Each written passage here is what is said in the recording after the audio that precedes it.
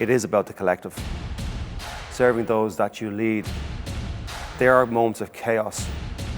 I never mentioned winning once. I understand that humans make mistakes. That sending off was quite harsh, by the way. I miss that high performance environment.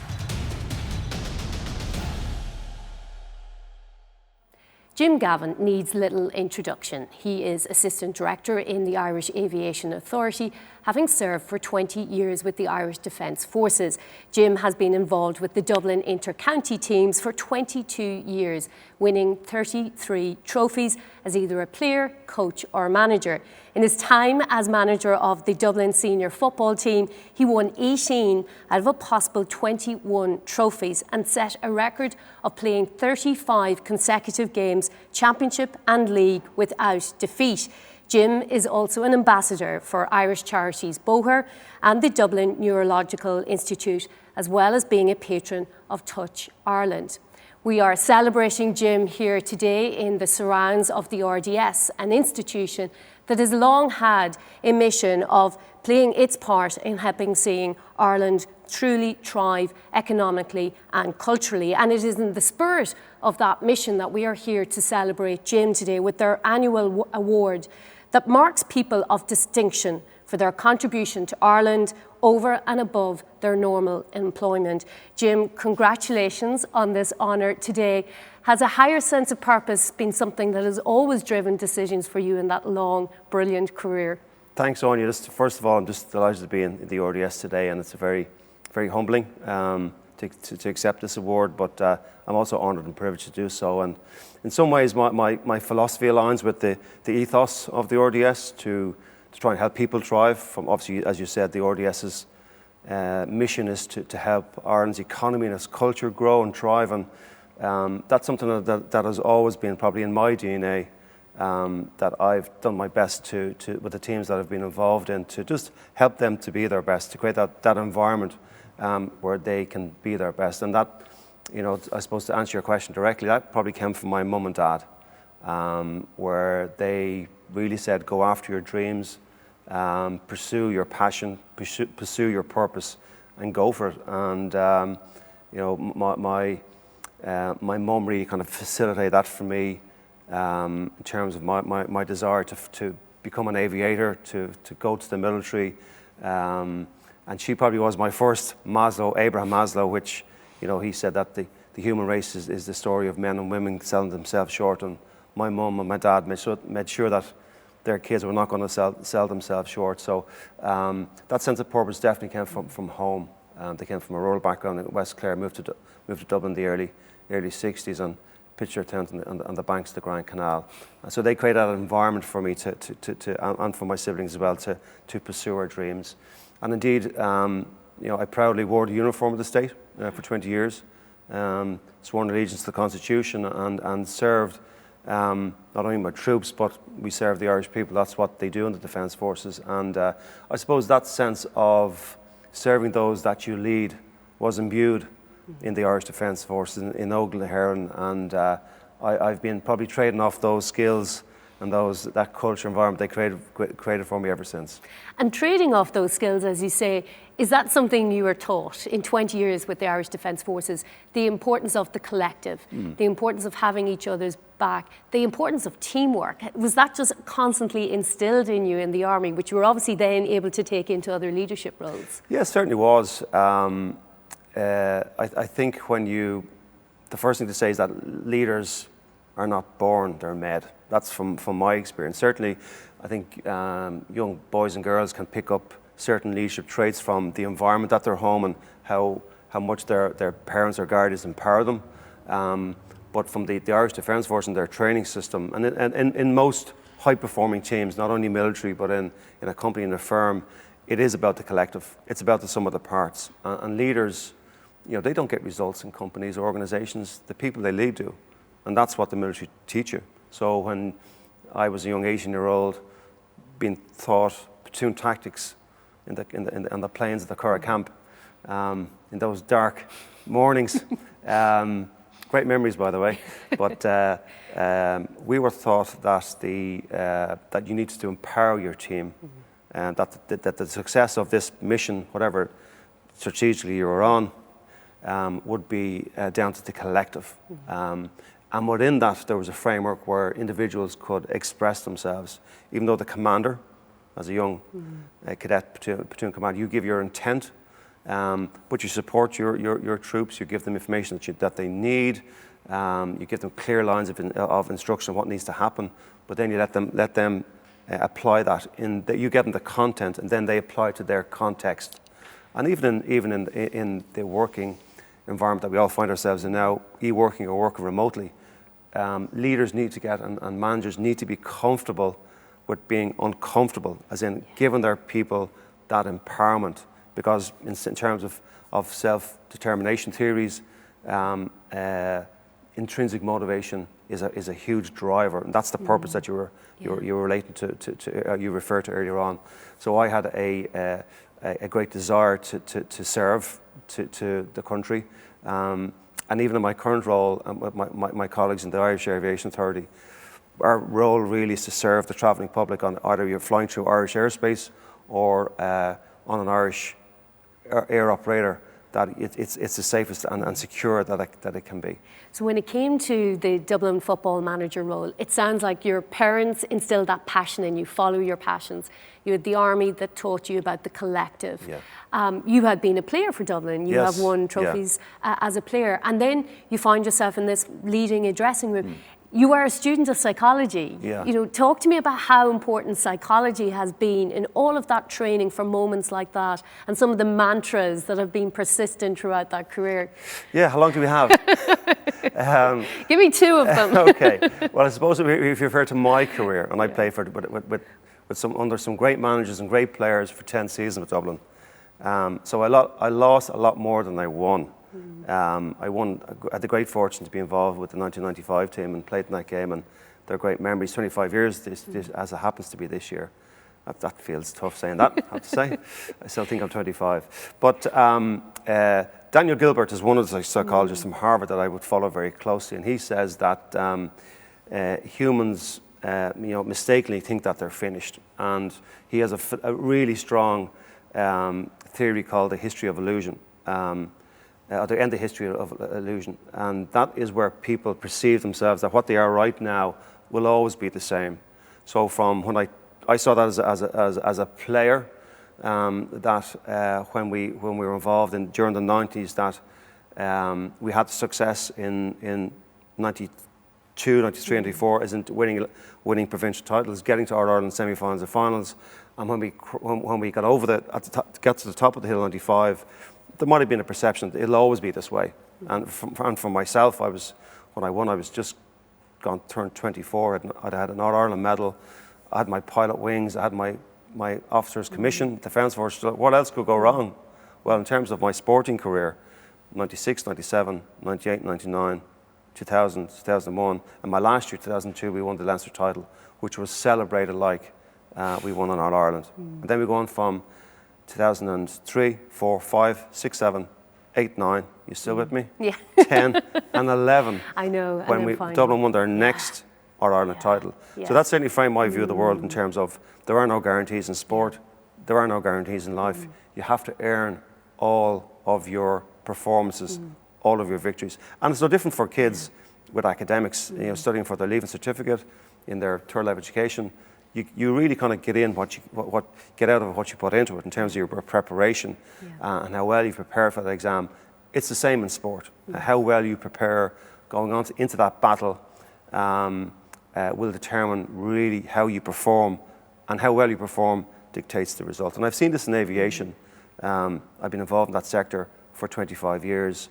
I've been involved in the commercial sector for 10 years. I'm one who flies, and my last type rating would have been on the A320. And when you see the level of preparation that those air operators go into in terms of training their flight crews, how the air traffic controllers, how hard they train, how the engineers train. So they're always preparing themselves for not the worst case scenarios, but just for chaos. And in sport, on that football field, like in any sport, be it rugby, hockey, Gaelic football, those field sports, they are moments of chaos. And it's the teams that have that ability to have been prepared for that chaos, generally speaking, do well. I've heard you use that mantra before about how performance, it's about 9/10 preparation. Yeah. Because you have done the work of looking around corners, thinking about unintended consequences, thought about the plan B, C, D, E and F. Talk to me then a little bit about the players in the dressing room where they're volunteering to play for the Dublin football team. But it's so much bigger than that. And how do you instill with them a sense of this is your place, this is your community, this is your county? It's so much bigger than the jersey and the 70 minutes of football that you're going to play. What it is, well, you can take it from the Dublin senior football team back down to my son's local team. I would have played around Towers growing up in Clondalk. My son plays with Ballyboden, St. Enda's and Rathfarnham. And you can even relate it to those kids that when they put that jersey on, they're Ballyboden, St. Enda's football players, but they're representing something more than that. Their mums and dads, their guardians that prepared the gear for them, that bought them the gear and got their kit ready. Their school teachers, their community, their parish, and that sense of purpose. I believe is a huge driver. It certainly is as I mentioned before, in intrinsic motivation, it's a huge driver. So from the Dublin football team perspective, they are invited into the squad. Everyone who volunteers their time in the Gaelic Athletic Association, that's one of its strengths. So I volunteer my time as a manager. I have medical staff who are professional medical people, but they volunteer their time. The analysis volunteer their time, the coaches volunteer their time, and indeed the players do. So I'm essentially the HR director. I invite everybody in, and that is probably one of the advantages that intercounty managers have, unlike club managers where you just whatever players are in your parish you have. But then once they're invited in, it's probably explained to them that this is a great privilege for them to wear their particular county colours and represent their county, but with that comes a responsibility to represent people in the best way.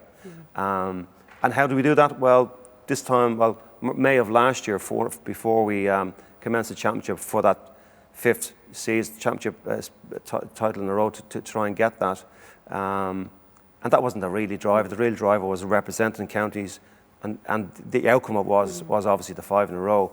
But we would have stood on the grounds of in Drumcondra, where in Gannon Park, where the Dublin team of 1892 won their first All-Ireland against Cork. And we had a historian speaking to the players about the history of that particular game, and it's just put into context where the players fit along that chain in that organisational's legacy. And it's no different than the RDS. When formed in 1781, and through the 18th, 19th, 20th, 21st century, they have tried to enable Ireland, thrive both economically and culturally. So it's no different. It's always tapping into what you serve. Yeah, and when you were talking there about bringing the players to that grounds in Drumcondra, I thought of like public service and you trying to connect sometimes this inner world, this footballing world, but to that greater good. And I look at players like Philly McMahon, brilliant on drugs advocacy, Michael Dara-McCauley doing great work around the inner city now here in Dublin. Do you think that has been the link on from playing their football, having that sense of connection to then a public service, that higher purpose?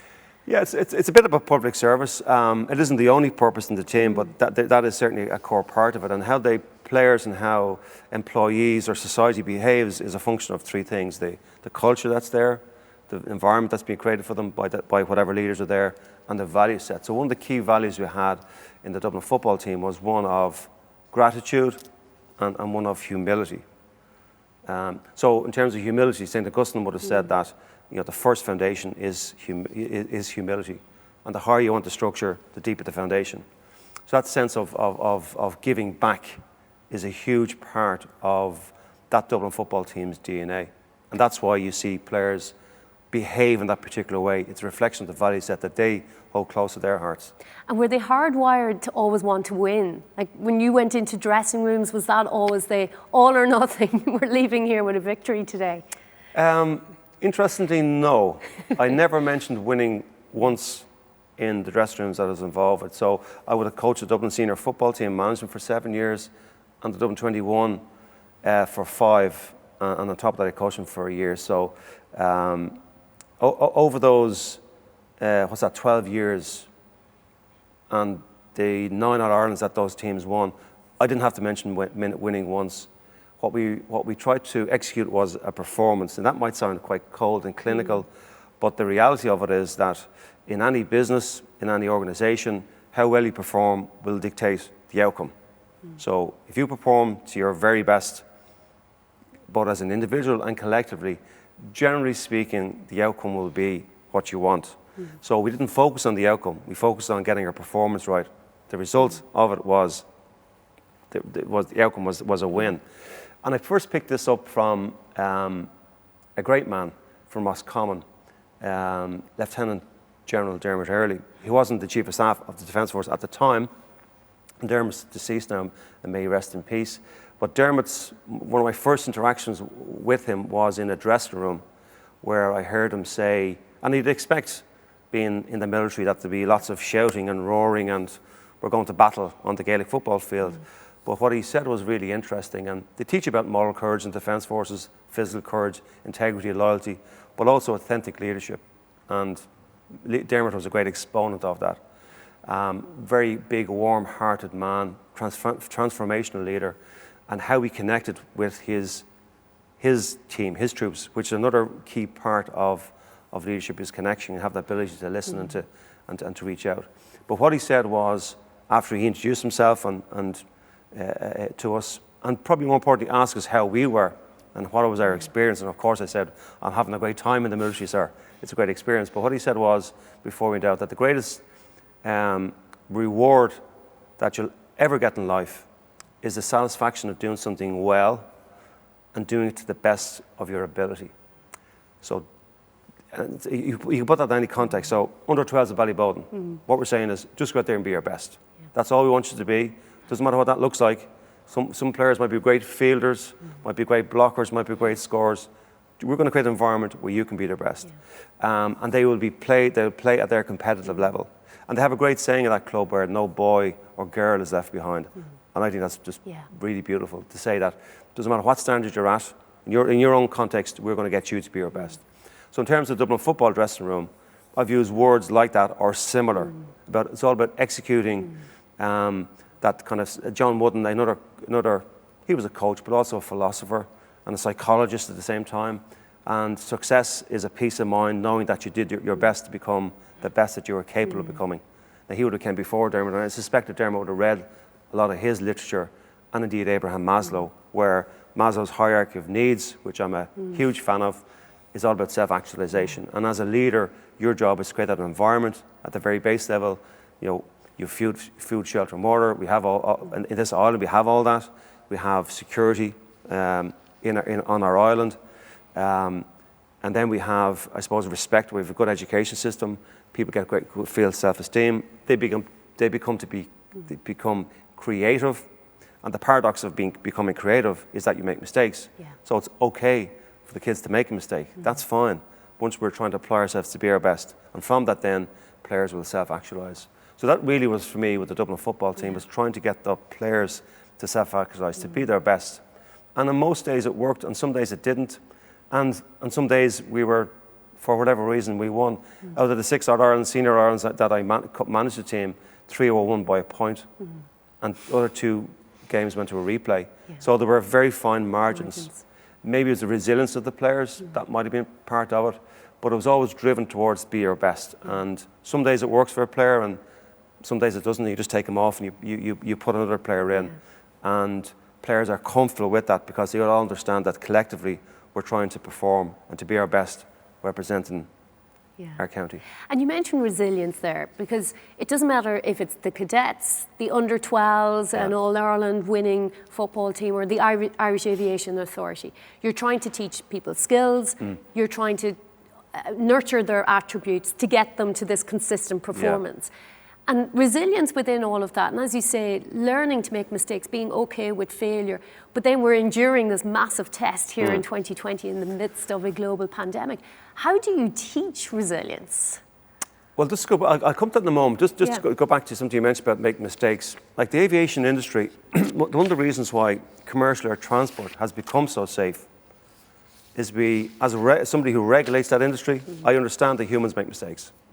I understand that accidents and incidents, 80% of them, statistically, are due to human error. So we get that. What we have in the commercial air transport sector is we have what's called a just culture. So a just culture understands that, first of all, the humans make mistakes. We all do. And the second thing it does is we want, and there's hard European implementing regulations and hard law, you must report your mistake if it affects flight safety. So if I'm flying the Airbus 320 or a 737-800, and if I make a mistake that might put not the flight in jeopardy, but just certain aspects of safety, I need to report that to my organization, who ultimately push it onto us, the regulator. So we expect then that people, based on their competence, which in aviation we look at as your skill set, your attitude, your knowledge, that people still will make mistakes based on the competence that you have. We don't accept, though, gross negligence, where somebody decides to roll the Airbus and fly up Maintown, Limerick at 100 feet. That wouldn't be accepted. That's just gross negligence. But we accept that mistakes are made, and we want to learn from them, and we look for root cause. And when one is involved at a technical level in air accident investigations, we can't apportion blame or liability to the flight crew. All we can do is find out what happened, why it happened, and then get those lessons and push them out to the industry. So when I go for my next simulator check every 6 months, we'll talk about those lessons that from a previous crew. And that's a key part of creating that environment where there's a psychological safety within your football team, in your organization, where it's okay to say, Anya, I think there might be an error there, let's have a look at it. And for you, probably more importantly, to say, do you know what, guys and girls, I might have made a mistake here that might affect the performance of the team. Let's see, can we rectify it, and let's see if we can make it better. To go back then to resilience is part of that psychological safety. And resilient people, from what I've seen, understand that in life there is stress and there's suffering. They understand it. That life is not it's not linear. It's lots of cul-de-sacs and ups and downs. It's not that they accept it. They just understand that is life. That is being a human. That's what happens. But what their greatest trait of resilient people is that they can focus in on the things that they control. So in a sporting context, we're a man down. That sending off was quite harsh, by the way, in the Ireland final last year. But let's not get into that. But we're a man down and a point down, and we're into overtime. The clock is in the red, and the 5 in a row was on the line. This mythical 5 in a row. And we were ahead by 5 points with 15 minutes to go, and the ball drops short and it goes down, and Kerry get a goal, and all of a sudden they're back into the game and they're on the march. And that's just, resilient people understand, well, hey, you got to roll the punches. Yeah. That is just life. So what can we focus on? Can we focus on blaming the referee or the crowd, or can we focus in on what we can control? And if we prepared correctly, we might have talked about that scenario before where this might happen. Yeah. So players then are empowered to make those choices on the battlefield. Now, they might make the right choices, but hopefully, and they might make wrong ones. But in that game, they made the right choices. And even though we were creating lots of scoring opportunities in that last 5-minute block where we missed a couple of shots, that's okay, because they were in the right positions, just they didn't go over the bar, but they were the right choices to make, and players have that autonomy, and they got themselves back into the game. And the last thing they have then is they have the power to, and it links into that I suppose, story I'm telling about what Viktor Frankl would have said in his seminal works, The Man's Meaning of Life. Viktor Frankl being an Austrian Jew who for those who wouldn't know, was put in Auschwitz. His mother and father and his brother were murdered. And his sister survived. And while he was in the concentration camp in Auschwitz, he said that, and one of the reasons why he survived was that he said between the stimulus of that horrific, unimaginable environment that he was in, with all that murder and killing around him, between that stimulus and what he did next, The response was a space. And in that space is your freedom, is your power, and your freedom of choice. So in a sporting context, even to bring it back to that, there's a stimulus that you have in your life. Do you react or do you respond? And there's a space, and in that you have your choice. So, in society, or even with a football team, players, their life will be decided by the choices that they make. And thankfully, in this island, we have that power to make those choices. So that's why the players will behave in that way, because they understand that concept. It is all within their control, because we have everything on the island. And the RDS supports that. Yeah. About wanting you can see it here with the science and the STEMs with the kids, the promotion of that. So kids we have really everything on the island. Good, generally speaking, a good climate. We're on the northwest, 56 degrees north. We're close to the pole, the American equator. Stable economy, good environment, clean environment, good education system. It's all there, and organisations like the RDS try to create that momentum to push the country both along economically and culturally. And it's the same for any organisation. It's giving them, empowering people, creating an environment that they can be pushed along and own their own destiny. Yeah. Listening to you today, you can't mistake that the passion you have for all of this, for what leadership means. I imagine you must really miss, though, senior management football this year. Do you? And could you ever imagine returning to that? Do I miss it? I miss the team. I miss that high performance environment. I miss playing with or managing and being involved with coaches and backroom team that are highly motivated and want to create an environment where the players can be their best.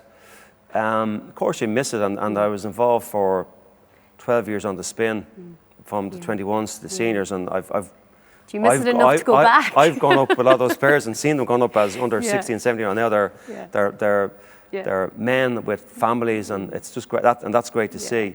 But thankfully, it's been replaced by another highly motivated group of players, and that's the under 12s and Ballybones and the other soccer teams that I'm involved in. So they're filling that need. So right now, you don't have a huge desire. Well, on Tuesday night it was raining. It was 7 degrees. We thought as a coaching team that we might only get 5 players, but there was a 90% turnout rate, 95% turnout rate. So these are highly motivated. Now, that might have been the mums and dads saying, get out of the house. I get that. But what we see is at that level, with that level, just I'm motivated by the enthusiasm that they have, and that sense of that sense of there's no fear in them. They just want to give everything a go. So that has replaced it. And a few other things that have been involved in terms of leadership as well, and helping a few people out in that as well. So that does motivate me. Can you leave us with some parting wise words for people watching, headed into 2021, where there's still a lot of unknowns? And to your point earlier, you have to really think about the things you can control, what can you influence, and what you have to accept. What would you leave people with headed into 2021 as words of inspiration to try and motivate us all? Yeah,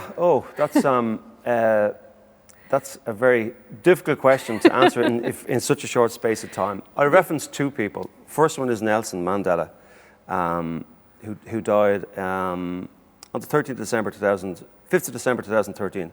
The reason I remember that date is it was my first year with Dublin, and I happened to be sitting at home and watching the news, and this is a man that I would have followed and would have went to the Mansion House when he visited Dublin back in the 90s. And what he said is it's from a leadership perspective. I'm talking about this. It's not. It doesn't mean what you have lived in life. The power is I suppose the impact that you have on people. So he is somebody in terms of that leadership model about what impact will you leave on society, not on yourself. That's something which strongly resonates with me from a leadership perspective.